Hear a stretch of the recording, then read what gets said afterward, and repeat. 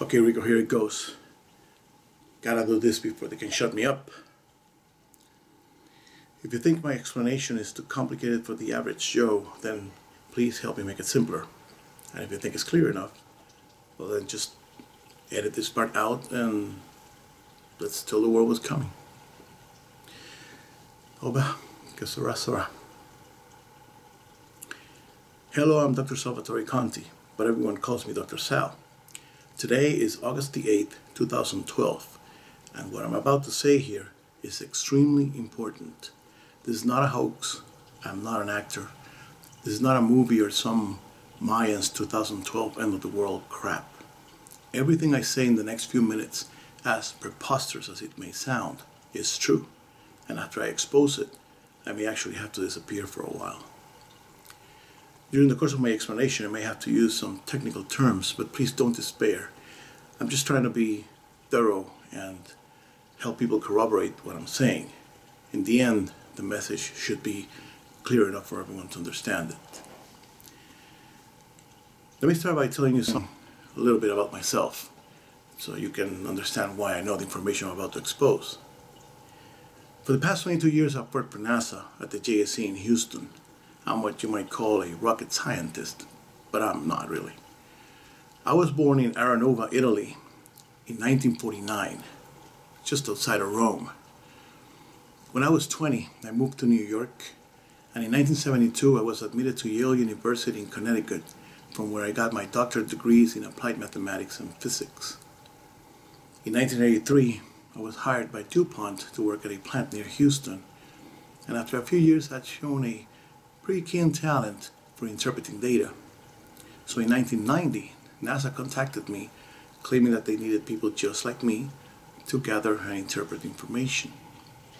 At first I thought my new job was kind of boring, to be honest, but I guess they were just testing me for bigger plans. By 1993, my security clearance had been bumped up a few notches, and my job took an amazing turn. I was transferred to a very hush-hush department, which we conveniently call SARA, but is presented to the outside world, even within NASA, as the search and analysis of random astronomical radio emissions. Outside of SARA, we tell bullshit stories to other government entities, including other NASA personnel, but internally, I was introduced to a world that I had only dreamt about. It's no secret that NASA has always been interested in searching for extraterrestrial intelligence, and for years the Arecibo radio telescope in Puerto Rico has been used to track down potential signals as well as to send signals of our own. Now, I'm not talking Roswell or Little Green Men here. There are some actual visual contacts, but there's no physical contact, at least that I know of, and my security clearance is pretty high on these matters. But the fact is that some recent UFO sightings, I believe, that are actually related to what I'm going to talk about in a minute. But most of the information running around out there is false. What I'm talking about here is fact. And what I'll tell you in a moment is way scarier than the scariest ghost story you've ever heard. Most of the signals NASA was able to process through the Arecibo radio telescope were of the type we call RANS, which are random emissions from natural sources, and for which my department doesn't particularly care much for. These are mostly CMB, synchrotron radiation, interstellar scintillation, noise.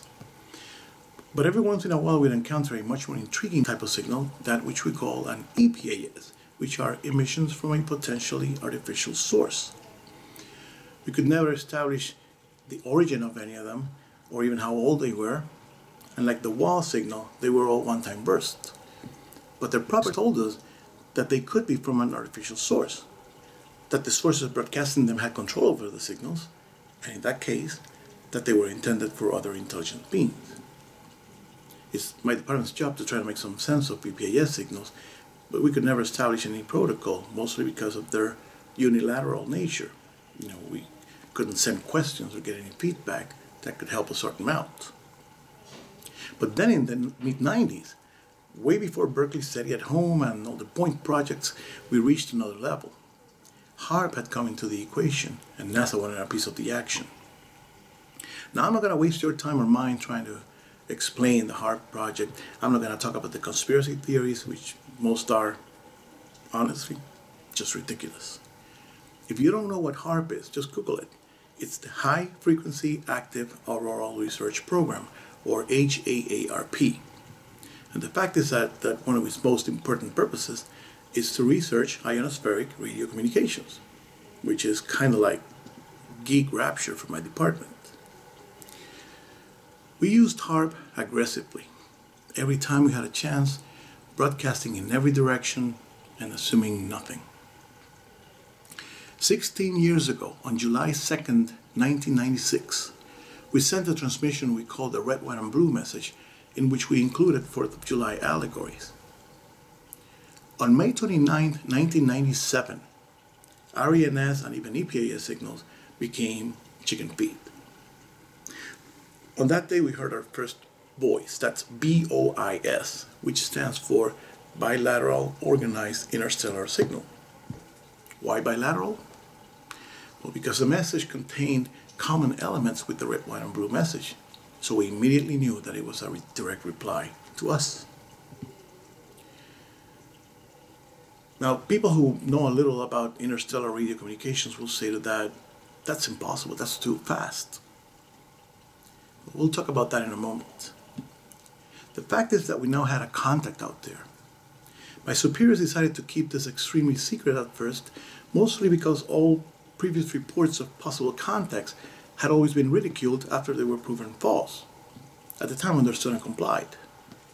And so through the Milky Way at Home and the Astropulse project, through the Teenage and the Cosmic Call messages, through all those attempts at communications, we kept our mouths shut. Another reason for our silence is the fact that there are a few baffling things about voices. The signals all come from Ursula Major, from an area north of Delta Ursa Majoris and south of the Hollow Deep Field.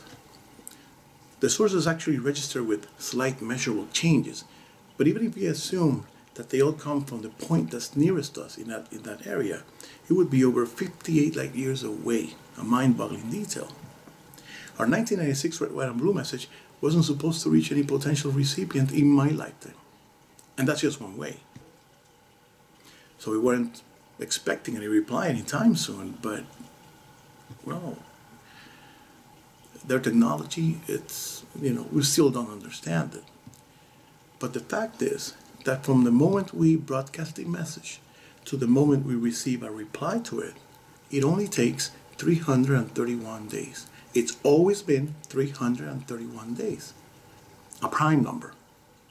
Of course, that's in Earth days. Who knows how long that is to them?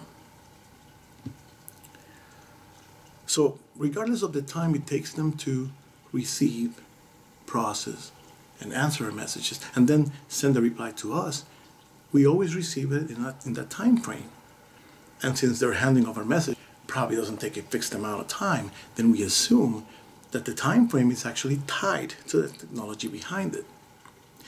May 29, 1997 was the first time we were using HAARP's IRI 331 days after a previous transmission of ours.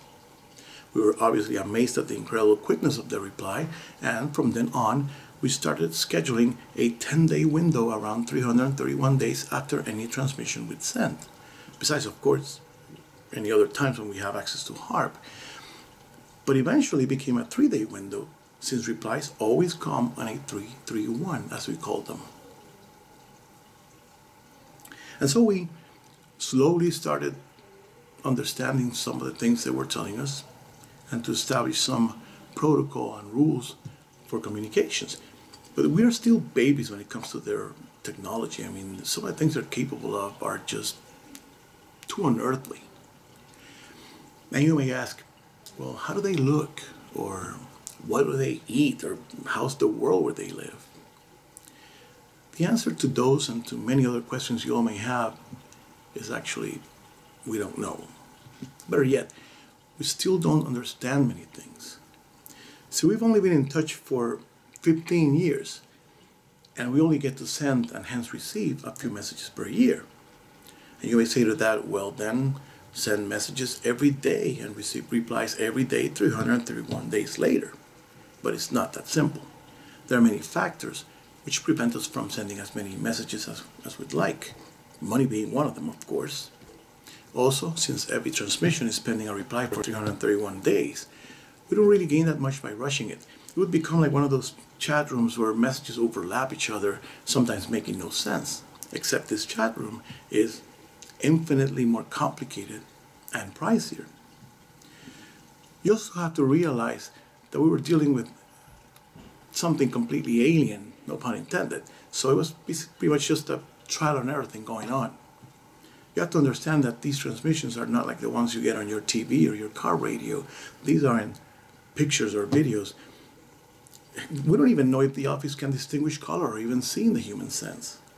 These messages are intelligently arranged sequences of bits and beats, gaps and clicks, clusters of clicks, simple monochromatic bitmaps, and we don't know how they interpret them. That's where my department comes in. We had to develop means for successful communication, and at first, they were just basic observations, like letting us know that they know who and where we are, that they like our planet and our star. But oddly enough, and in spite of our insistence in questioning them, they've never specified where they're broadcasting from. They just say that we're still not capable of understanding, and don't even agree or deny if the signals are coming from the area where we believe they originate from. We believe that they have understood what we've sent them since very early on. It's us who are still trying to interpret their broadcast. Their concepts are not at our level. They're hundreds, maybe thousands of years ahead of us. And not just in terms of evolution, but also of their understanding of the universe and its laws.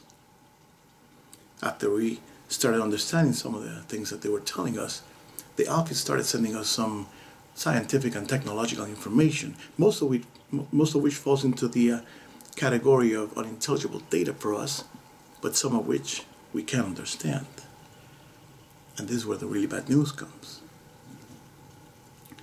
On January 20th, 2011, we received a transmission from the office that wasn't in reply to one of ours. It wasn't on a 331 either, it was just on a date we happened to have access to HAARP. We were still working on interpreting it when 53 days later, on March 14th, which was a 331, we received the exact same data again.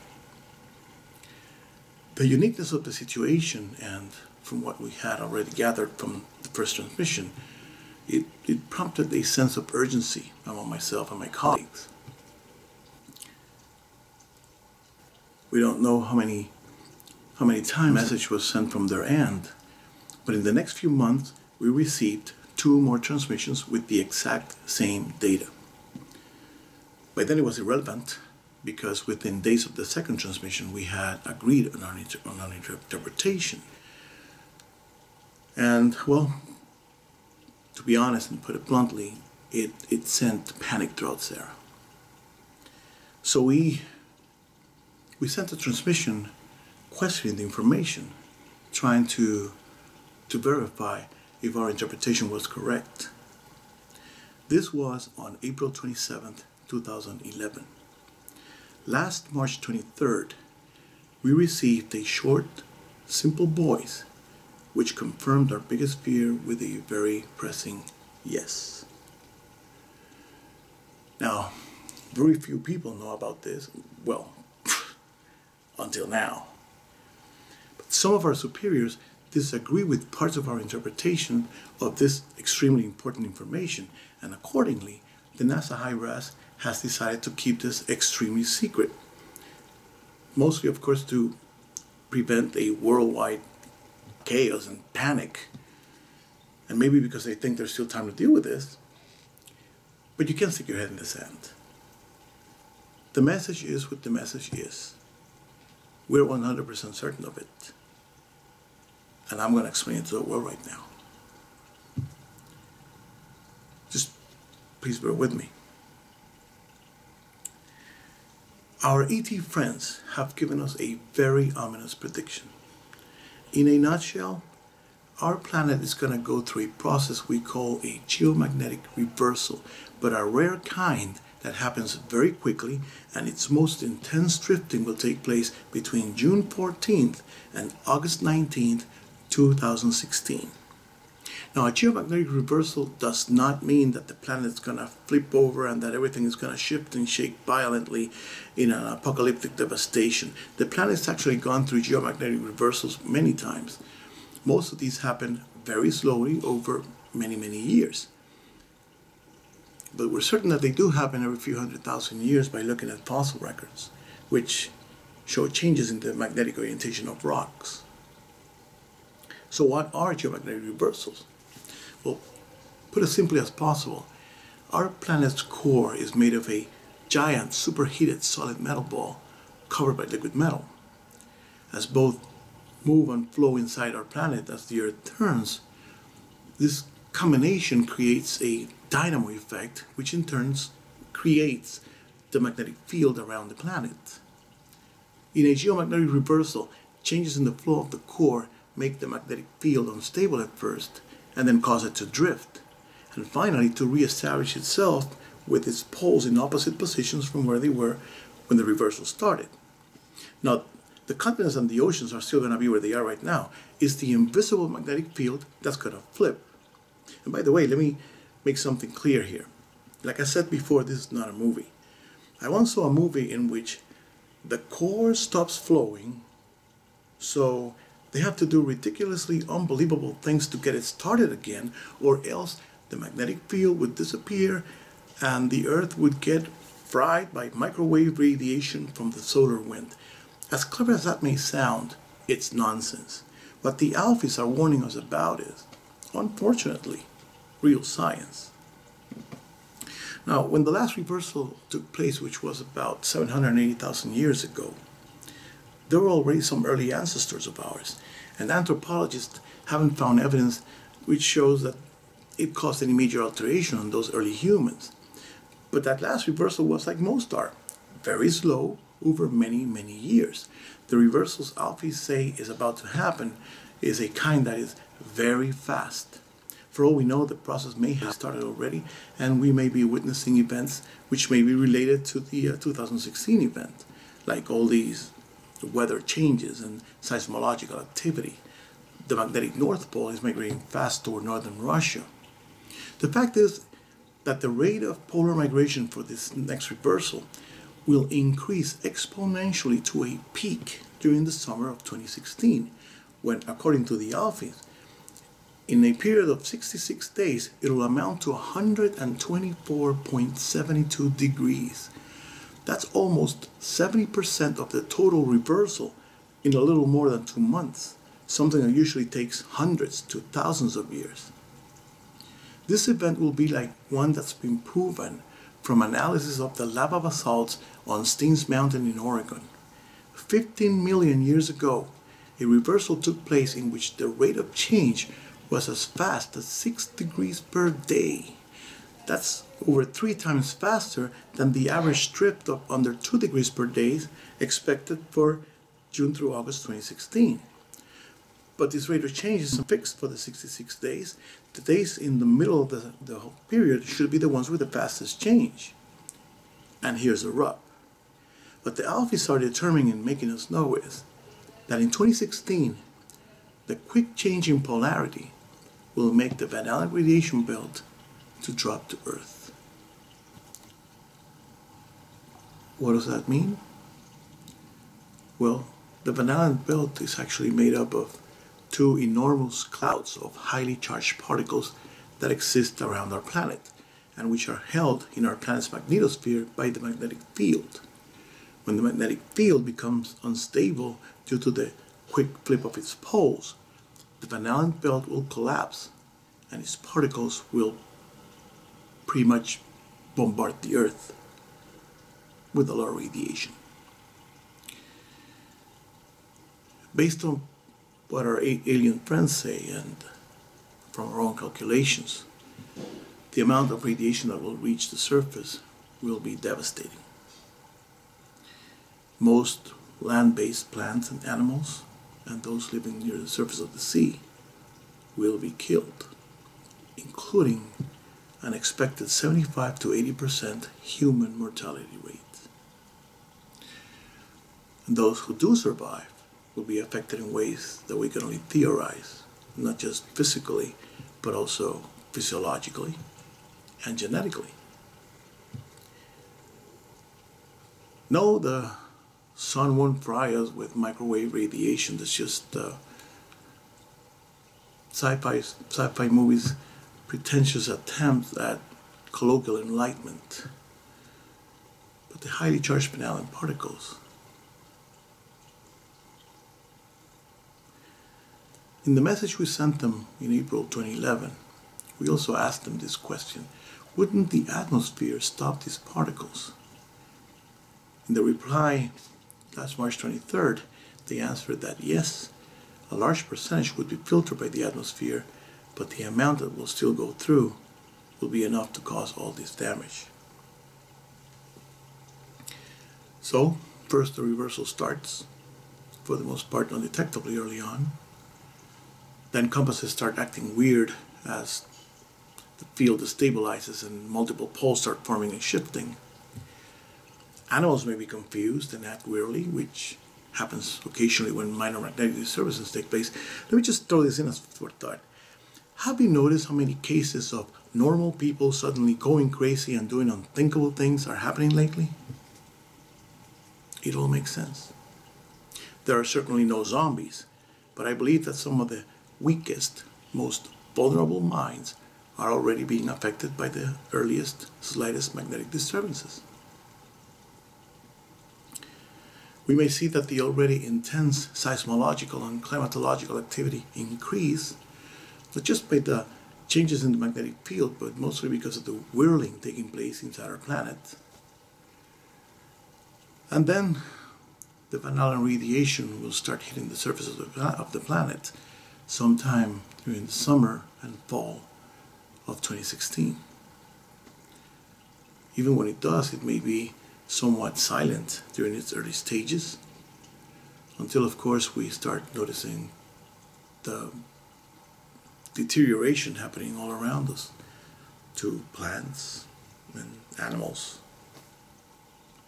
and of course us humans. If you're asking yourself, is he kidding? Does the government know? Why are they keeping it quiet?